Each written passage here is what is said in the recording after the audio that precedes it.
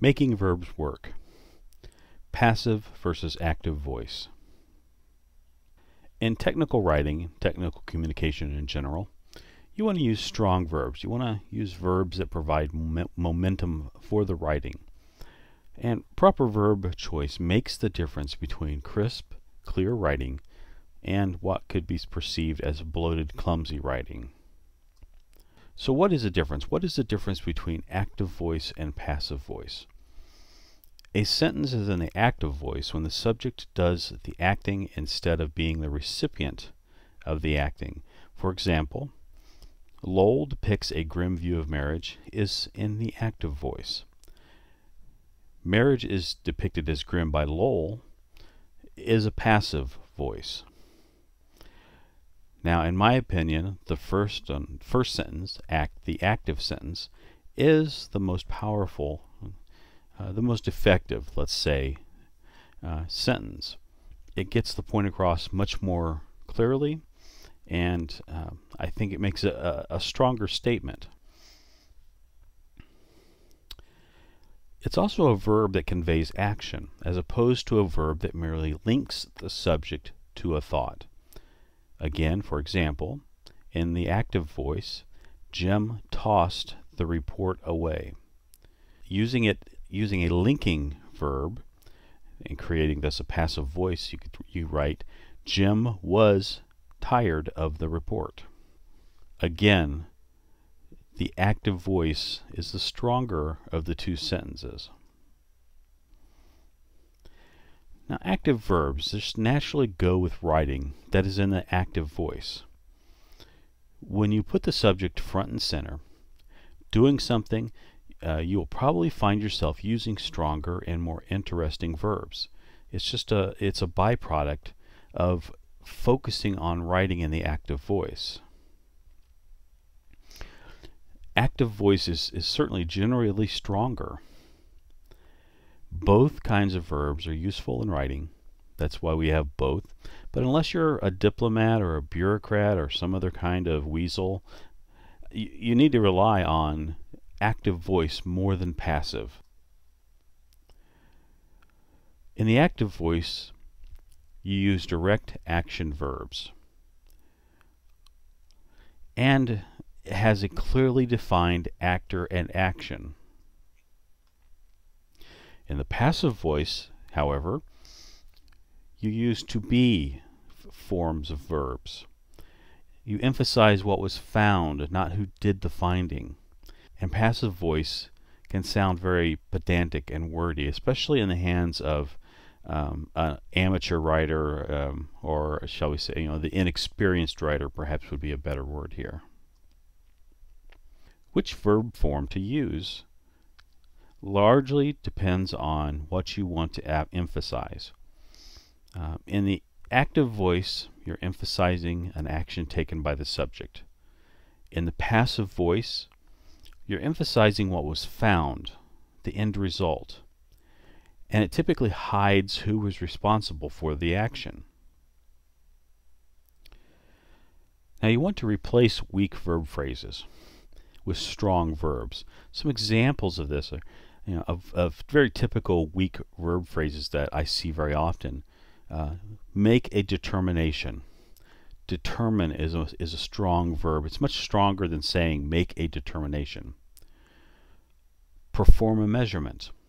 Well, actually what you're doing is you're measuring. That's a strong verb version. Carry out an analysis. Well, analyze here is much more effective and concise. Let's compare the two columns there, and not only do you see weak verb phrases and strong verbs, but you see the strong verbs representing concise writing, and that's something you really need to work on in technical writing and technical communication in general, and for these classes specifically. You can always transform nouns ending in tion, ment, or ance back into verbs. Indication. becomes indicate. Contamination becomes contaminate.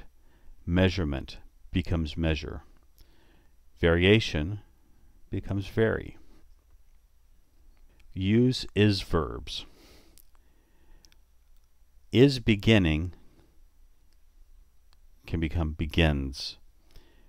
Is used to detect, detects.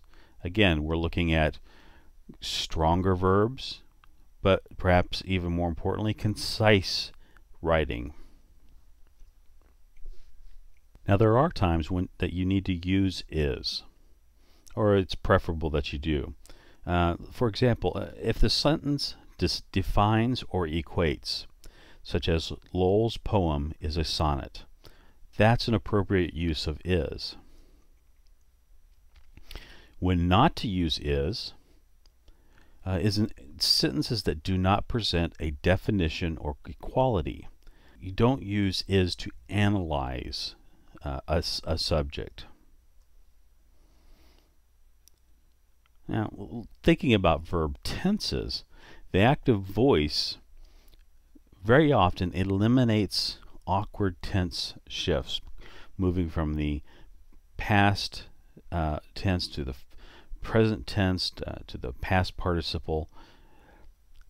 The active voice writing and those active verbs tend to keep things pulled together in the same time frame, the active present or active past tense. Some advantages of using active voice and learning how to write in active voice more effectively is that you end up with shorter, more direct sentences, writing in general. Your writing is more forceful. You have greater clarity. The reader knows immediately who is doing what. The reader doesn't have to go back and reread the paragraph to analyze the paragraph to see who you're exactly talking about. It's clear who you are talking about and who is doing what. The imagery that you will use is much sharper in an active voice. And which is more effective? Let's look at these two sentences here. Stay away from the hot wire. It can kill you. Versus, the hot wire should be avoided. You can be killed by it. Honestly, if you look at these two sentences, obviously the first one is active, the second one is passive. If you honestly look at it, read it aloud, that active voice is just going to be more effective. And look at the sentences themselves. The phrase here, the active sentence has 10 words. The passive has 12 words. So what have you done? You've eliminated 2 words. Doesn't seem like that much, but when you get to a document that has 1,000 sentences, that's a significant number of words that you've cut out and made your document more concise. And should you ever use passive voice? That's a question I get very often, and it's something I think every writer, whatever their level, struggles with. The straight answer and simple answer is that yes, there are times to use the passive voice. Now, John Franklin says that if you try to write entirely in the active voice, you are likely to produce something unreadable. And as I grade your work, and I might make mention of write in the passive voice, or rather watch out for using the passive voice, write in the active voice. There are other times you're going to see that I don't mark sentences because they were written in the passive voice. A small percentage of the writing in passive is not a bad thing. And if Mr. Franklin's right, the active voice is great, but like everything else in life, you can have too much of a good thing. When you're using the passive voice, you'll want to use it when the actor is unknown or unimportant. In this sentence, the knife was found beside the body. The most important part of this is that the knife, where the knife was found. The body, it's an anonymous victim, really is not the important thing here. The knife is. So writing that in a passive voice is effective. That's also when you want to focus on the receiver of the action more than the actor. The teacher was fired for his political activism.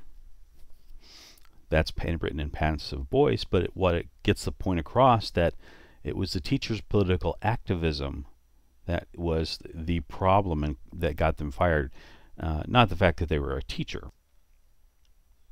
It can be when you want a gentler or more diplomatic approach, such as a teenage girl was killed Tuesday by a gunshot wound that police said was self-inflicted. That's a less abrasive way of saying that the person committed suicide. Now, when you want to strengthen the impression of objectivity, as in a research report, the passive voice can be an important tool there as well. In using passive voice, when you want to achieve a particular effect, whether it's wry, sardonic, sarcastic, or even comedic, the passive voice has its place. Writers inevitably use both voices. Use the active voice whenever possible.